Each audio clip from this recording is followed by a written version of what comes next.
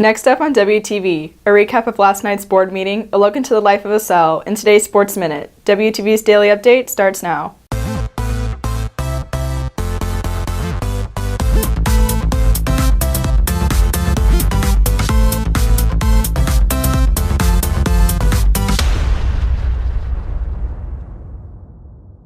Good morning, Red Hawk Nation. Today is Tuesday, September 11th, and I'm Jordan Klein with today's Daily Update brought to you by Wingspan TV.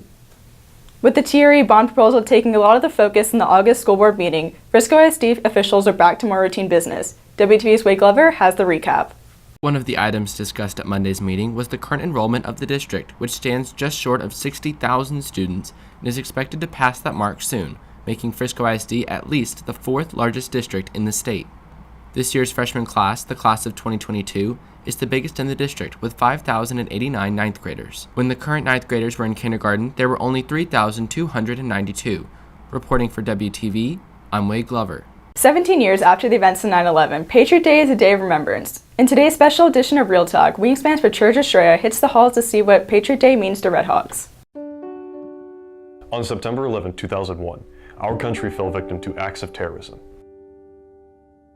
The terrorists used 3 planes to attack the Twin Towers and the Pentagon. Passengers bravely overtook the hijacker of the 4th plane and thwarted one of the targets.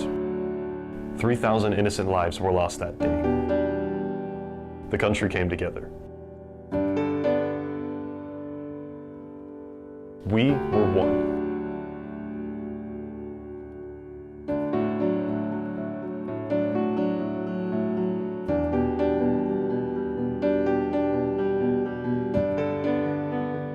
Today, we remember.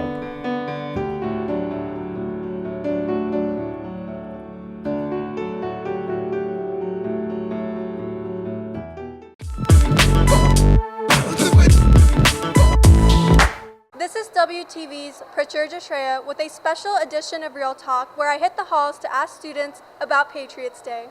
What does Patriots Day mean to you? For me, Patriots Day is just about setting aside a day to honor and remember all the people who lost their lives in 9/11, like the first responders.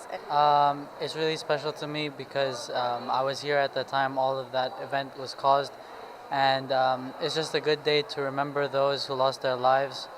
Basically we just have to appreciate them, and it was such a tragic day to lose people like that for a stupid reason, and I just like it because we remember everyone and what they did.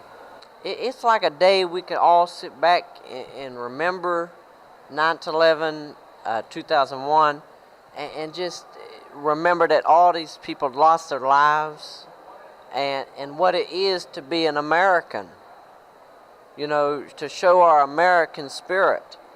To me, Patriots Day is a day to remember the first responders and all the people that passed away in the events on 9/11.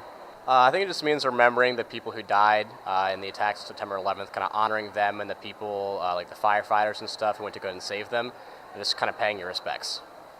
Patriots Day to me means honoring the women and men who have sacrificed everything to include their life, you know, to help others. As a veteran and a police officer, how does the message of Patriots Day affect you? Well, it affects me positively. I think it's a great thing that they're doing. I think it's a great thing to honor all the veterans, present and past, and all the other people that are in uniform that are serving every day. Can you describe the perspective as someone who was alive during 9/11?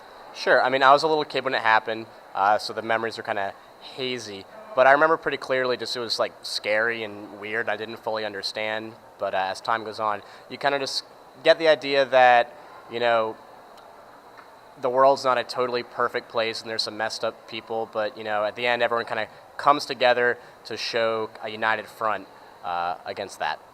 How does Patriot Day compare to Veterans Day and Memorial Day and other days like that? Well, here in the U.S., I believe it is different because we're honoring police and fire as well as everybody that sacrificed that day on 9/11. Everybody. There's a lot of people that went into that. So it's not just us, all the hospital staff, just everybody that was around that day and sacrificed quite a bit.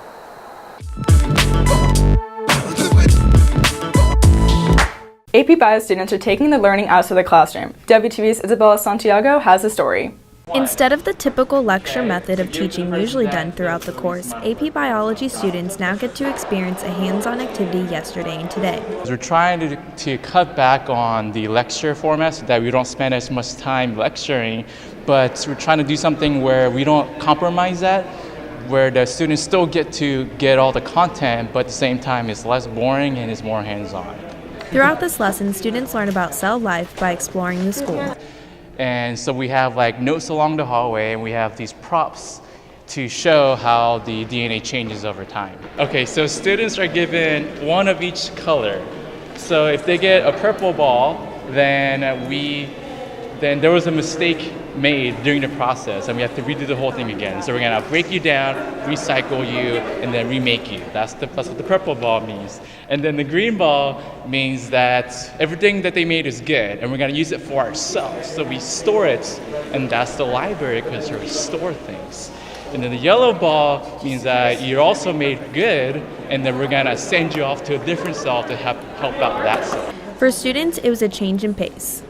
I thought it was fun. We got to really experience more of a hands-on experience walking around the school, getting a more group work activity instead of just sitting in the classroom and taking notes. For WTV, I'm Isabella Santiago. Volleyball takes on Frisco tonight. WTV Sports has the preview.